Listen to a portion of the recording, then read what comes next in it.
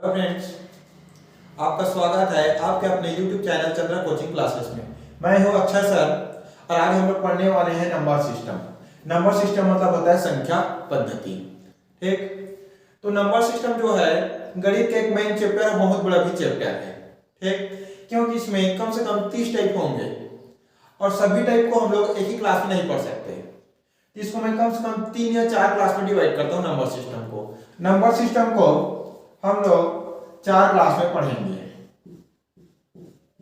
Class 1, 2, 3 और 4 number system को हम लोग 4 क्लास में पूरा पढ़ेंगे। ठीक, आज हम लोग पढ़ने वाले हैं क्लास 1, नंबर सिस्टम का क्लास 1। देखते हैं नंबर सिस्टम में संख्या पद्धति क्या होता है। नंबर सिस्टम या संख्या पद्धति, इंग्लिश में नंबर सिस्टम, हिंदी में उसी को संख्या पद्धति। तो संख्या पद्धति मतलब पहले देख लेते हैं संख्या क्या होता है।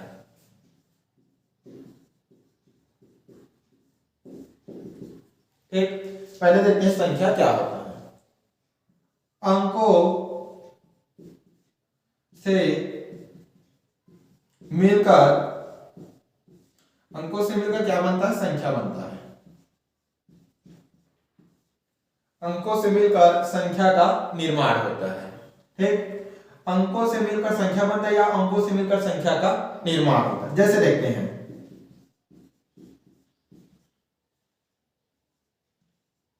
541, ये क्या है? तो संख्या है। 541 क्या है जी? संख्या है। 541 एक संख्या है जो 3 ठो अंक 5, 4 और 1 से मिलकर क्या है? बना है। 541 एक संख्या है जो 3 ठो अंक 5, 4 और 1 से मिलकर बना है। अभी बताया हूं संख्या जो है अंकों से मिलकर बनता है। ये अंक है, ये भी अंक है और ये भी अंक है। तो अंकों से मिलकर क्या बना है? एक संख्या बना है। ठीक, अब देखते हैं अंक क्या होता है। अंक तो अंक होता है आपका 0, 1, 2, 3, 4, 5, 6, 7, 8, 9। 0 से लेकर 9 तक ये सभी क्या है जी? अंक है। ठीक, 0 से लेकर 9 तक सभी क्या है? अंक है। और अंकों से मिलकर क्या बनता है? संख्या बनता है। जैसे और देखते हैं, ये क्या है? संख्या है। 53,204 क्या है? एक संख्या है जो 5 ठो अंक 5, 3, 2, 0, 4 से मिलकर क्या है? बना हुआ है। ठीक, और देख लेते हैं 29.5, ये भी क्या है? एक संख्या है। 29.5 क्या है? एक संख्या है। अब इसमें कितने अंक है? तो इसमें केवल 2 ही अंक है। कौन कौन से? 2 और 9। दशमलव के इधर वाले को ही गिनते हैं। दशमलव वाला संख्या रहेगा उसमें दशमलव के बाएं साइड में जो अंक रहता है उसी को गिनते हैं ना, दाएं साइड वाले अंक को नहीं लेते हैं। तो 29.5 में कितने अंक है? 2 ठो अंक है, 2 और 9। ये हो गया संख्या। ठीक, समझ में आया? अब इसमें टाइप देखते हैं। मैं बोला हूं नंबर सिस्टम में 30 ठो टाइप है, तो इसको हम लोग 4 क्लास में पढ़ेंगे। तो पहला टाइप पढ़ते हैं, किसी भी संख्या का जातीय स्थानीय मान ज्ञात करना। जातीय और स्थानीय मान ज्ञात करना। किसी भी संख्या का जातीय स्थानीय मान ज्ञात करना। पहला देखते हैं 4, 3, 2, 1। इसका पहले देख लेते हैं जातीय मान। इस संख्या में हम लोग देखते हैं 3 का जातीय मान। पहले जातीय मान को समझ लेते हैं, उसके बाद देखेंगे स्थानीय मान क्या होता है। तो 5321 एक संख्या है, इसमें 3 का जातीय मान कितना होगा? तो कोई भी संख्या रहेगा उसमें किसी भी अंक का जातीय मान निकालने के लिए बोलेगा तो स्वयं वही अंक उस संख्या क्या कहलाता है? जातीय मान कहलाता है। जैसे 3 का जातीय मान 3 ही होगा। ठीक, जैसे 5 का जातीय मान बोलूंगा, इस संख्या में 5 का जातीय मान, तो 5 का जातीय मान क्या होगा? स्वयं वो अंक होगा। ठीक, मतलब आप कोई भी संख्या में किसी भी अंक का जातीय मान निकालेंगे तो वही अंक उसका क्या कहलाता है? जातीय मान कहलाता है। जैसे इस संख्या में 3 का जातीय मान 3, 5 का जातीय मान 5, 2 का जातीय मान 2, 1 का जातीय मान 1। मतलब जिस अंक का जातीय मान निकालेंगे वही अंक उसका क्या कहलाता है? जातीय मान कहलाता है। समझ में है जातीय मान? अब देखते हैं इसी में 5321 में 3 का स्थानीय मान। 3 का स्थानीय मान। स्थानीय मतलब 3 जो है कौन से स्थान में है इसी को देखना है। तो जिस अंक का स्थानीय मान बोलेगा उसको पहले लिख लेना। 3 का बोला है 3। अब देखते हैं 3 के पहले में क्या ठो अंक है, 1 और 2, 2 ठो अंक है। तो 3 के पहले में इधर से गिनेंगे, 3 के पहले में कितना 2 ठो अंक है, उतना ही जीरो लगा देना। तो ये हो गया 3 का स्थानीय मान 300 हो गया। समझ में आया? जैसे बोलेगा 2 का स्थानीय मान, 2 का स्थानीय मान। देखना इस संख्या में 2 कहां पर है, ये 2 है, तो ये हो गया 2। दूसरे नंबर पर है 2, तो उसके पहले क्या ठो अंक है, 1 ठो अंक, 1 तो शून्य लगा देना। मतलब आप किसी संख्या में किसी भी अंक का स्थानीय मान निकालने के लिए बोलेगा तो पहले उस अंक को लिख देना और उसके पहले में जितने अंक रहेगा उतना ही जीरो लगा। जैसे 2 के पहले में 1 ठो अंक है, 1 ठो जीरो, 3 के पहले में 2 ठो अंक है, 2 ठो जीरो। ये होगा इसका स्थानीय मान। ठीक, समझ में आया? जातीय मान और स्थानीय मान क्या है। और अलग उदाहरण लेकर इसको देखते हैं। फिर पहले देखते हैं 4 का जातीय मान। 4 का जातीय मान पहले देखते हैं 4 का जातीय मान कितना होगा। तो जिस अंक का जातीय मान का निकालते हैं वही अंक उसके क्या कहलाता है, जातीय मान कहलाता है। मतलब 4 का जातीय मान 4 होगा। ठीक, अब देखते हैं 4 का स्थानीय मान भी बोला, जातीय मान तो 4 निकल गया। अब देखते हैं 4 का स्थानीय मान। 4 का स्थानीय मान तो इस संख्या में पहले लिख रहे हैं, चौथे स्थान पर है आपका 4, तो हो गया 4। अब 4 के पहले क्या अंक है, 1 2 3, तो 4 के पहले में जितने अंक रहता है उतना मैं शून्य लगा देता हूं। 1 2 3, यही 4 का क्या हो गया, स्थानीय मान हो गया। ठीक, समझ में आया? 4 का जातीय मान 4, स्थानीय मान 4000। और दशमलव वाला आप देखते हैं। अब अगर कोई संख्या दशमलव में रहेगा तो उसका जातीय स्थानीय मान कैसे निकालेंगे। संख्या दिया 0.04253 में 5 का जातीय और स्थानीय मान कितना होगा। ये संख्या दिया है, इसमें 5 का जातीय और स्थानीय मान कितना होगा निकालना है। तो पहले देखते हैं 5 का जातीय मान, 5 का जातीय मान।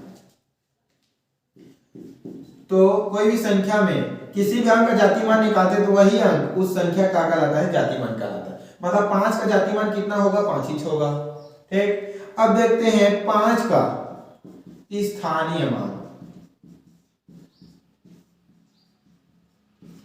5 का स्थानीय मान। अब दशमलव वाले में कैसे देखना है, पहले ये दशमलव हो गया, दशमलव लगा देंगे, उसके आगे में 0 है तो हो गया 0। अब इधर कौन सी स्थान में 1 2 3 4। ठीक, तो 5 के पहले में जितने अंक रहेंगे उतने ही 0 लगाना। क्या होगा, 1 2 3, तो हो गया 1 2 3, ये 5 है तो ये हो गया 5। ठीक, यही इसका क्या है, स्थानीय मान है। अगर इसको बटा के रूप में लिखने के लिए बोलेगा तो कैसे लिखना है, दशमलव को हटाएंगे, कितने के बाद दशमलव, 1 2 3 4, तो नीचे उतना ही शून्य लगा देते हैं। 1 2 3 4, 4 शून्य फिर लिख देना 1। ऊपर में हो जाएगा आपका दशमलव हट जाएगा, 2 3 4 शून्य हरे हो गया 5। ठीक, समझ में आया? दशमलव को हटाएंगे, कितने के बाद दशमलव इधर से गिना, 1 2 3 4, तो नीचे में उतना ही शून्य लगा देना, 1 2 3 4, ये लिख दिया 1। अब दशमलव हट गया, जितना है उसको लिख देना। अब जानते हैं हम लोग कोई भी संख्या का अगर आगे में 0 है तो उसका कोएफिशिएंट होता है।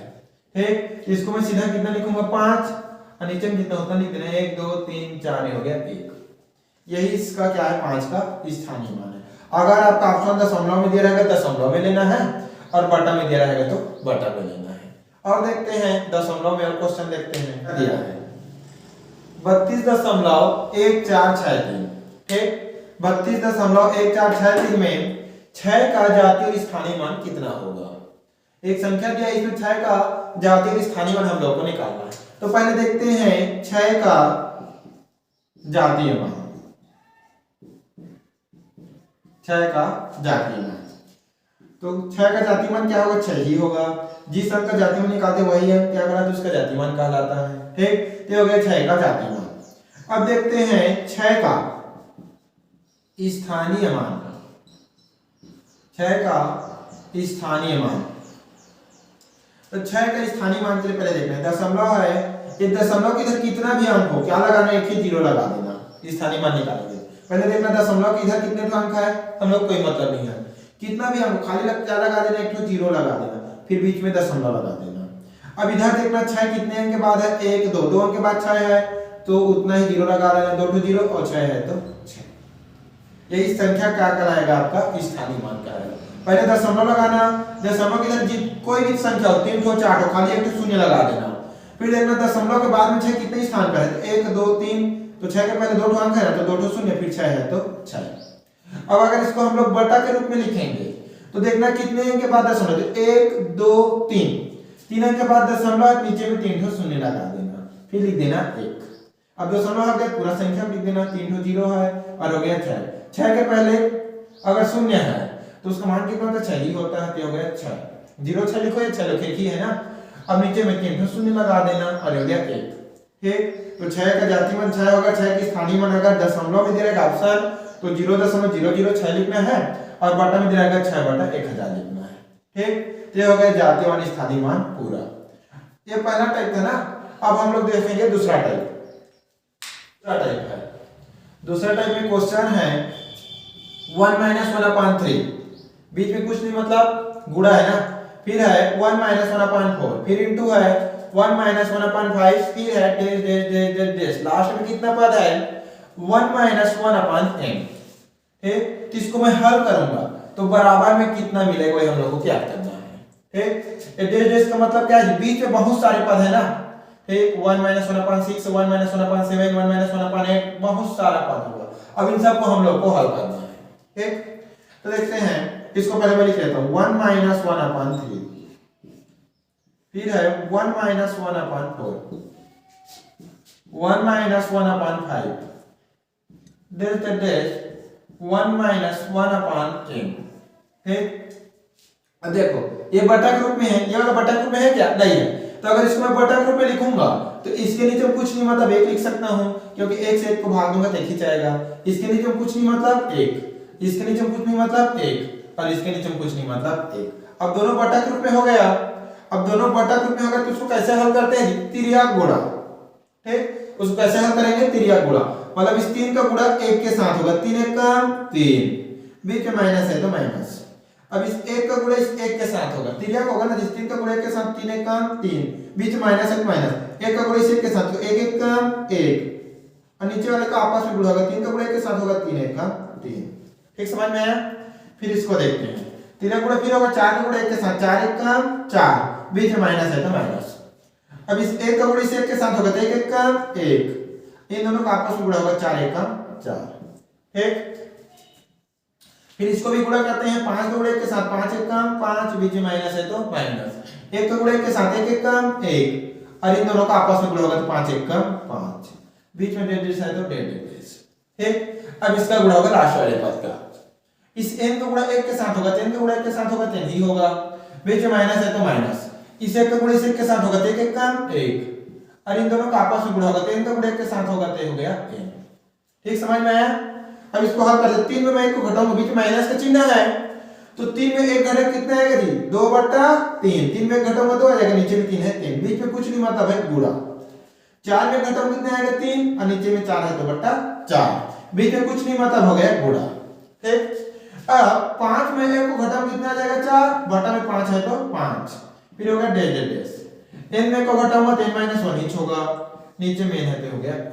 कुछ कट रहा है क्या, हाँ ये 3 ये ऊपर नीचे 3 ऊपर 3 कट गया, ये नीचे 4 ऊपर 4, ऐसे ये 5 रहेगा तो यहाँ पर 5 कटेगा, ऐसे इसके पहले देखेंगे यहाँ पर n - 1 होगा तो ऐसे ऐसे कटेगा, पहले नीचे ऊपर नीचे ऊपर नीचे ऊपर आपका करते जाएगा। ठीक, इसके पहले और पद आएगा तो उसके नीचे में -1 होगा तो ऊपर नीचे कट जाएगा, आपको देखो नीचे ऊपर कट रहा है, ये नीचे ऊपर कटेगा तो ऊपर में कितना बचेगा, सब कट जाएगा, ऊपर बचेगा पहले वाला 2 और नीचे में क्या बचेगा लास्ट वाला आपका n, क्योंकि 5 कट जाएगा, यहाँ पर 5 अगर 5 5 कटेगा ना भाई, ऊपर में 2 बचेगा नीचे में बचेगा n, तो 2/n इसका क्या हो जाएगा आपका उत्तर हो जाएगा। ठीक, समझ में आया। तो ऐसे ही हल करना है, इसके नीचे कुछ नहीं मतलब 1 लिया हूं, फिर तिर्यक गुणा किया, फिर घटाया हूं, फिर जो काटा उसको घटा दे, ऊपर में 2 बच रहा है नीचे में बच रहा है n, तो 2/n इसका क्या है आपका उत्तर। चल एक उसी रूप में दिया है 2 - 1/3, 2 - 3/5, 2 - 5/7 डेढ़ डेढ़, लास्ट में दिया है 2 - 999/1001, बीच में बहुत सारे पद है ना, तीन सभी को हल करना है, लास्ट में कितना आएगा इस प्रश्न क्या होगा उत्तर होगा। तो इसको हल करते हैं तो हो गया 2 - 1/3। ठीक, बीच में कुछ नहीं मतलब गुणा है ना, फिर हो गए 2 माइनस 3/5, ठीक। बीच में कुछ नहीं मतलब पूरा 2 माइनस 5/7, फिर ये बीच में हो गया डेढ़ डेढ़ डेढ़, ठीक। लास्ट में बचा है 2 माइनस 999/1001, कितना हो गया। अब देखते हैं, ये तो बटा के रूप में 1/3, ये शुरू वाला बटा के रूप में है क्या, नहीं है। इसके नीचे कुछ नहीं मतलब 1, इसके भी नीचे कुछ नहीं मतलब 1, इसके भी नीचे कुछ नहीं मतलब 1, और ये लास्ट वाला 2 के नीचे कुछ नहीं मतलब 1, ठीक। अब दोनों बटा के रूप में हो गया तो क्या करेंगे जी, तिर्यक गुणा। क्या करते हैं, तिर्यक गुणा। ये 3 का गुणा 2 के साथ होगा, 3 2 ने 6, पीछे माइनस है तो माइनस। अब इस 1 का गुणा 1 के साथ होगा तो 1 1 कम 1, और नीचे का आपस में गुणा होगा 3 1 कम 3, ठीक। फिर ये हो गया। ये दूसरे वाले क्वेश्चन को हल करते हैं तो 5 का गुणा 2 के साथ होगा, 5 2 में 10, बीच में माइनस है तो माइनस। इस 1 का गुणा 3 के साथ होगा, 3 1 कम 3, और इन दोनों का आपस में गुणा होगा 5 1 कम 5, ठीक। अब इस वाले का आपस में गुणा होगा, 7 का गुणा 2 के साथ होगा, 7 2 ने 14, बीच में माइनस है तो माइनस। इस 1 का गुणा 5 के साथ होगा, 5 1 कम 5, इन दोनों का आपस में गुणा होगा 7 1 कम 7, फिर ये हो गया डेढ़ डेढ़ डेढ़ डेढ़ डेढ़। अब गुणा करते हैं, 1001 का गुणा 2 के साथ होगा तो कितना हो जाएगा, 2002, बीच में माइनस है तो हो गया माइनस। अब 1 का गुणा 999 के साथ होगा तो ये हो गया 999 ही होगा, और नीचे में इन दोनों का आपस में गुणा होगा, मतलब 1001 का गुणा 1 के साथ होगा तो कितना हो जाएगा, 1001। अब घटाते हैं, देखो 6 में 1 को घटाऊं कितना आ जाएगा, 5, और बटा 3 है तो बटा 3, बीच में कुछ नहीं मतलब हो गया गुणा। 10 में 3 को घटाऊं कितना हो जाएगा, 7, और बटा में 5 है तो 5, बीच में कुछ नहीं मतलब गुणा। 14 में मैं 5 घटाऊंगा कितना हो जाएगा, 9, और बटा में 7 है तो 7, डेढ़ डेढ़ डेढ़। 2002 में मैं 999 को घटाऊंगा तो कितना बच जाएगा, 1003, बटा में 1001 है तो 1001, ठीक। अब घटाते हैं तो देखो ऊपर 5 नीचे 5, ऊपर 7 नीचे 7, ऊपर 9 इसी नीचे में भी 9 आएगा, वैसे ऊपर में कुछ आएगा इसे नीचे 1001 हो जाएगा, क्योंकि बीच 7/5, ठीक। तो ऊपर में 9 नीचे में 9 आएगा, वैसे नीचे में 1001 है तो ऊपर में 1001 आएगा, मतलब बीच में बहुत सारे पद है ना, इसी क्रम से कटे, ऊपर नीचे ऊपर नीचे ऊपर नीचे ऊपर नीचे ऐसे कटेगा। तो ऊपर में कौन बचेगा, लास्ट वाला पद बचेगा, कितने बच जाएगा, 1003, और नीचे में कितना बच जाएगा, ये 3, यही इसका क्या हो जाएगा, उत्तर। इसी क्रम से करते जाएगा ना, ऊपर नीचे ऊपर नीचे ऊपर नीचे फिर ऊपर नीचे, ये बचेगा, ये पहले वाला बचेगा, ठीक। अब इस टाइप का क्वेश्चन आएगा तो ऐसे बनाना है ना। अब हम लोग देखते हैं अगला टाइप, ये दिया है टाइप 3। अब तीसरा टाइप पढ़ रहे हैं ना, इसमें आपका क्वेश्चन आएगा, यदि a और b दोनों विषम संख्याएं हो, यदि a और b दोनों विषम संख्याएं हो तो निम्नलिखित, मतलब नीचे लिखे, निम्नलिखित में से सम संख्याएं ज्ञात कीजिए। इन चारों में से कौन सम संख्या होगी, इसको हम लोग को ज्ञात करना है। यदि a और b दोनों विषम संख्याएं हो तो निम्नलिखित में से सम संख्याएं ज्ञात कीजिए। a और b विषम संख्या है ना, तो हम लोग मान लेते हैं विषम संख्या जानते हैं 1 3 5 7 9, तो a और b दोनों विषम संख्या, तो बराबर मैं ले लेता हूं 1 और b बराबर ले लेता हूं मैं 3, ये दोनों विषम संख्या है, ठीक। अब देखते हैं, तो दोनों को जोड़ूंगा तो 1 धन 3 करूंगा, एक जगह में 1 लिया और b के जगह में कितना लिया हूं 3, तो a धन b मतलब 1 धन 3 कितना हो जाएगा 4, और 4 क्या है आपका सम संख्या। सम संख्या मतलब जो 2 से भाग चला जाना चाहिए, तो 2 से भाग जाएगा, मतलब कौन हो गया आपका पहला ऑप्शन, ठीक। पहला ऑप्शन इसका क्या है, आंसर। इधर को भी देख लेते हैं, a + b + 1 है, तो a की जगह हम रख दो 1, b के प्लस है तो प्लस, b के जगह हम कितना लिया 3, +1 है तो +1, सबको जोड़ो, 1 में 3 जोड़ूंगा 4, 4 में जोड़ूंगा 5, लेकिन हम लोग को सम संख्या बोल रहा है, ये तो नहीं होगा, 5 आ रहा है, विषम संख्या आ रहा है, ठीक। अब तीसरा को देखते हैं, a के जगह कितना लिया हूं 1, तो 1 × 3 करूंगा, 3 1 कम 3, ये तो विषम संख्या आ रहा है, लेकिन हम लोग को सम संख्या आना चाहिए बोला है, तो भी नहीं होगा, ठीक। चौथा देखते हैं, a × b धन 2, तो a के जगह कितना है 1, बीच में गुणा है तो गुणा हो गया, b के जगह कितना है 3, तो हो गया 3, और धन 2 है तो धन 2, तो पहले गुणा होता है ना, जोड़ना मत, पहले क्या होता है गुणा होता है, 3 1 कम 3, फिर धन कितना हो गया 2, 3 में 2 जोड़ूंगा 5, हम लोग को सम संख्या बोला है, तो भी सम संख्या आ रहा है, मतलब इसका आंसर कौन होगा जी, पहला ही वाला होगा, a धन b, क्योंकि 1 में मैं 3 को जोड़ूंगा 4 आएगा, जो कि क्या है सम संख्या, ठीक। इसी में दूसरा क्वेश्चन देखते हैं।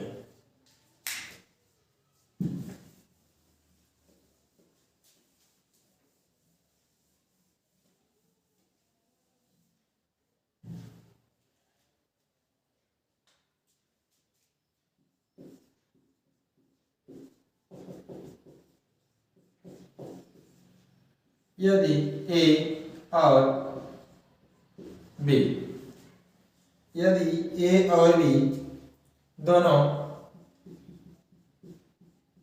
विषम संख्या हो तो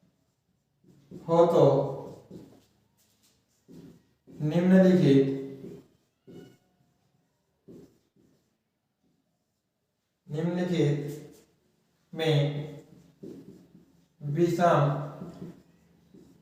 संख्याएं ज्ञात कीजिए।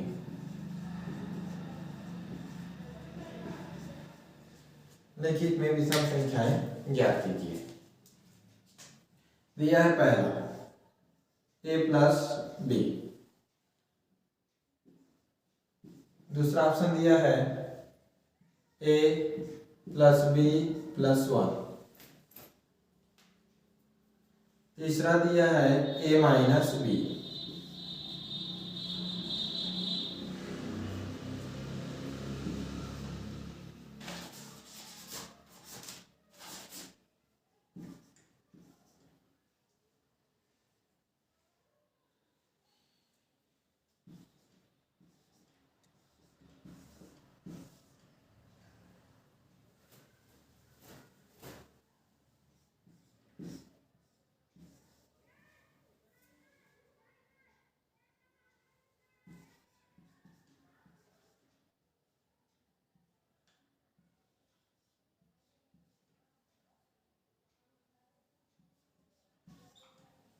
ये दिया है।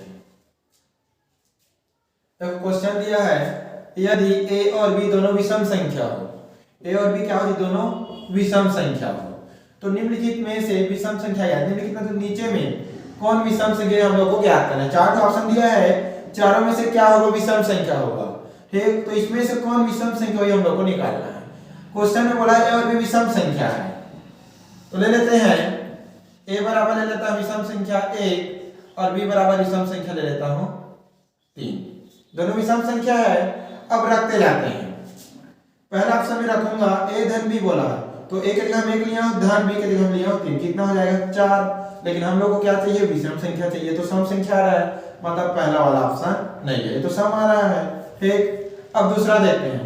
a के जगह हम रख दिया 1, धन b के जगह में 3, धन 1 है तो धन 1, a धन b धन 1 है, 1 के जगह में 1 हो गया, b के जगह हम 3 लिया हो, 1 है तो 1, जोड़ो कितना होगा 3 1 4, 4 में 1 5, मतलब ये वाला क्या है आपका ऑप्शन सही है। 5 आ रहा है विषम संख्या, मतलब हम लोग को दूसरा ऑप्शन क्या आएगी, सही है। ठीक, मतलब a और b दोनों विषम संख्या है, तो निम्नलिखित में विषम संख्या कौन है, a धन b धन 1, मतलब a के जगह हम 1 लिया हूं, b के जगह हम 3 और धन 1, तो तीनों को जोड़ो कितना हो जाएगा 5। ये क्या है, इसका आंसर है। ठीक, चौथा टाइप है शून्यों की संख्या ज्ञात करना। मतलब कोई भी हम लोग को संख्या दिया रहेगा, देखना है उस संख्या में कितना शून्य है। जैसे 2 शून्य रहेगा तो उस संख्या में शून्यों की संख्या 2 हो जाएगा। अगर उस संख्या में 3 शून्य रहेगा, शून्यों की संख्या कितना हो जाएगा, 3 हो जाएगा। जैसे सिंपल क्वेश्चन आपका दिया रहेगा, ये रहेगा 25 गुणित 10। ठीक, इसमें बोलना है इसमें शून्यों की संख्या ज्ञात कीजिए कितना है। 25 गुणित 10 एक संख्या है जी, इसमें शून्यों की संख्या कितना है हम लोग को ज्ञात करना है। तो पहले क्या करते थे, इसका गुणा कर देते हैं। 25 का गुणा मैं 10 के साथ करूंगा तो कितना हो जाएगा 250। अब 250 में कितना शून्य है बताओ, एक ही शून्य है ना भाई, तो शून्यों की संख्या कितना हो गया, 1। 25 गुणित 10 में शून्यों की संख्या कितना है, पहले गुणा कर देखते हैं। गुणा किया तो 250 आया, तो 250 संख्या में क्या शून्य है, 1 शून्य, शून्यों की संख्या हो गया 1। अब इससे बड़ा वाला क्वेश्चन देखते हैं। तो दिया रहेगा 32 गुणित 55 गुणित 65 गुणित 8। ये क्वेश्चन दिया रहेगा। क्वेश्चन दिया है 32 गुणित 55 गुणित 65 गुणित 8 में शून्यों की संख्या कितना है ज्ञात करना। अब इतना को गुणा करेंगे कितना समय खाएगा। अब कंपटीशन एग्जाम देते हो तो एक क्वेश्चन में 30 से 40 सेकंड बस रहता है। अब इस क्वेश्चन इसमें हम लोग को इसको हल करना है, जो भी संख्या है उसमें देखना है क्या शून्य है, वही संख्या क्या हो जाएगा, क्या शून्य वही इस संख्या का शून्यों की संख्या होगा। ठीक, तब इसको हल करते हैं। इसको गुणा मत करना, संख्या उसको क्या करना है गुणनखंड में तोड़ देना। ठीक, जैसे 32 है, 55 है, 65 है, 8 है, इसको मैं क्या करूंगा, गुणनखंड में तोड़ देता हूं। जैसे 32 को तोड़ूंगा, गुणनखंड में तोड़ूंगा मतलब इसका एलसीएम निकालूंगा। 2 से भाग जाएगा, 2 16 32, 2 8 16, 2 4 8, 2 2 4, 2 1 2। ठीक, मतलब 32 का गुणनखंड कितना है जी, 2 गुणित 2 गुणित 2 गुणित 2 गुणित 2, 5 तो 2 आया है, वैसे 55 का निकालते हैं। किससे भाग जाएगा, 5 से, 5 एकम 5, 5 एकम 5, 5 11 55, फिर किससे भाग जाएगा, 11 से, 11 एकम 11, मतलब 55 का गुणनखंड कितना मिला है, 5 गुणित 11। ठीक, अब हम लोग निकालते हैं 65 का, इसको मिटा देता हूं, ऐसी सब का गुणनखंड निकालना है ना। अब निकाल लेता हूं 65 का गुणनखंड, किससे भाग जाएगा 65, 5 से जाएगा, 5 एकम 5, पहले हो गया 5 दिया 15। ठीक, फिर किससे भाग जाएगा, 13 से, 13 एकम 13, मतलब 65 का गुणनखंड कितना हो गया जी, 5 गुणित 13। ठीक, अब हम लोग निकालते हैं 8 का, ये हो गया 8, इसका गुणनखंड निकाल लेते हैं, किससे भाग जाएगा आपका, 2 से, 2 4 8, 2 2 4, 2 1 2, मतलब 8 का गुणनखंड कितना हो गया, 2 गुणित 2 गुणित 2। ठीक, ऐसी हर संख्या क्या निकालना है, एलसीएम निकालना, जो भी गुणनखंड आएगा उसको लिख देना है। ठीक, ये हो गया गुणनखंड।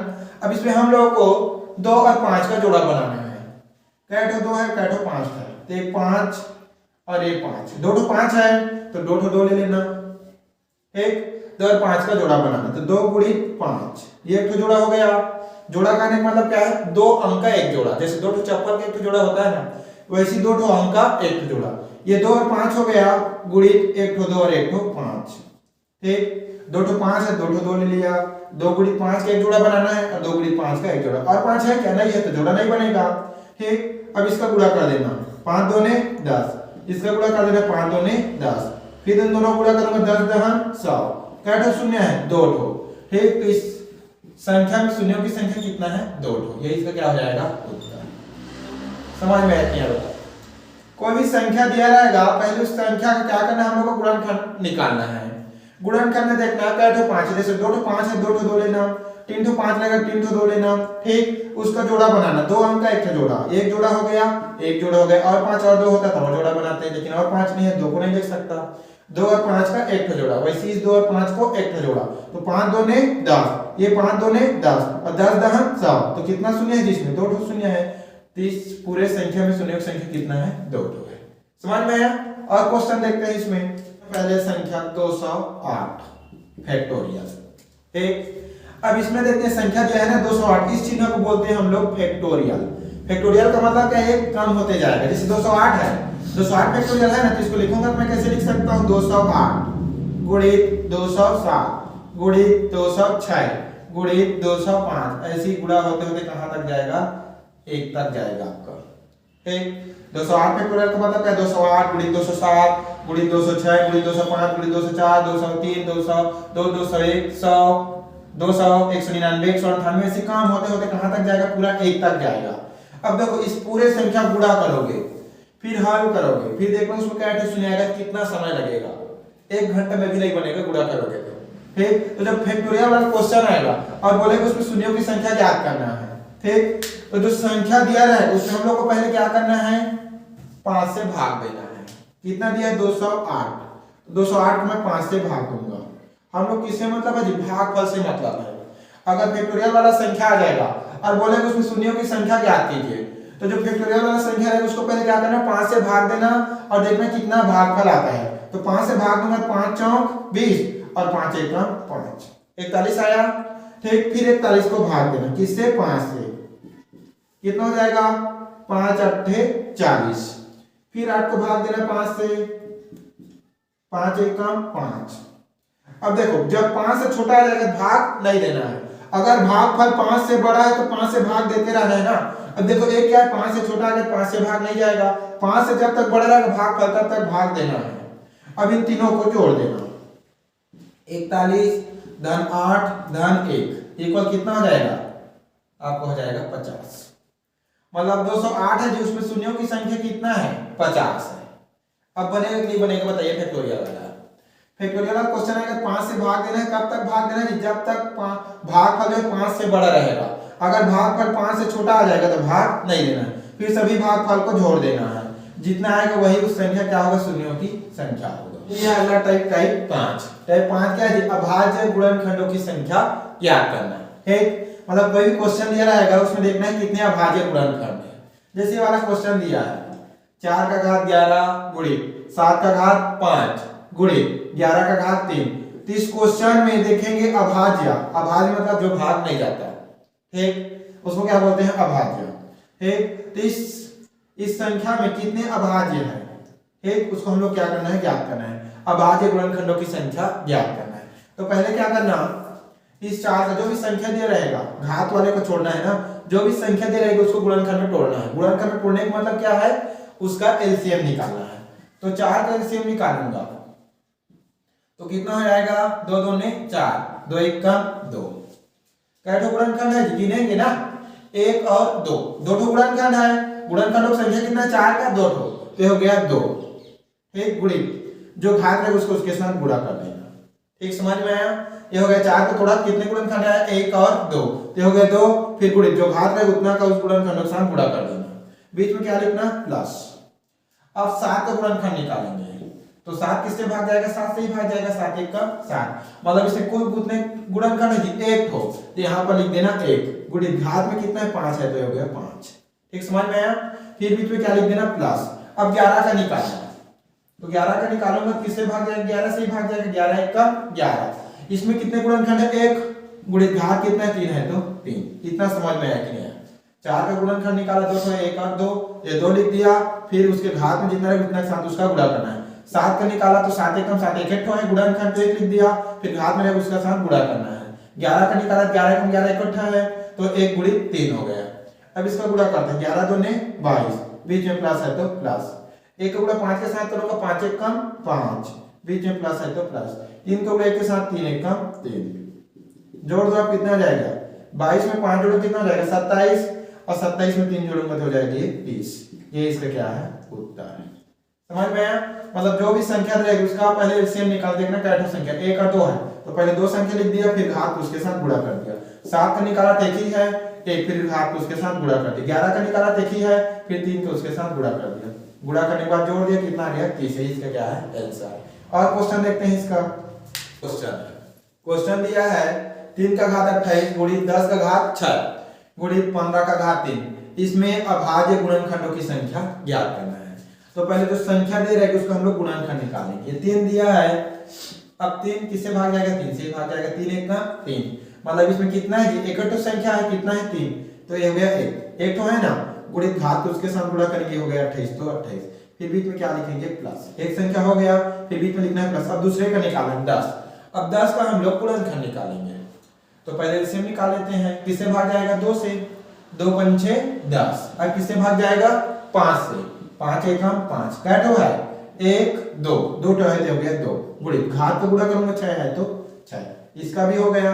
अब बीच में क्या लिखना है, प्लस। अब किसका निकालना है, 15 का। 2 से भाग नहीं जाएगा, किससे भाग जाएगा, 3 से, 3 पंचे 15। फिर किससे भाग जाएगा, 5 से, 5 1 5। कैठो है 1 2, 2 टो है तो हो गया 2, गुणित घात कितना है 3, तो हो गया 3। अब गुणा करो 28 के गुणा 1 के साथ, 28 से कम 28, बीच में प्लस है तो प्लस। 6 का गुणा 2 के साथ, 6 2 ने 12, बीच में प्लस है तो प्लस। 3 का गुणा 2 के साथ, 3 2 ने 6। अब जोड़ते हैं, 28 में 12 को जोड़ूंगा, कितना हो जाएगा जी, 28 में 12 जोड़ूंगा 40 आएगा, और 40 में 6 को जोड़ूंगा तो हो गया 46। यही से क्या है, उत्तर है। अब निकाल जाएगा ना, भाज्य गुणनखंडों की संख्या ज्ञात करना है। कोई भी क्वेश्चन दे ऐसे ही बनाना है ना। फ्रेंड्स, अगर आपको वीडियो अच्छा लगा होगा तो वीडियो को लाइक करें, सब्सक्राइब करें, क्या, ताकि नए नए वीडियो आपको मिलता रहे। धन्यवाद।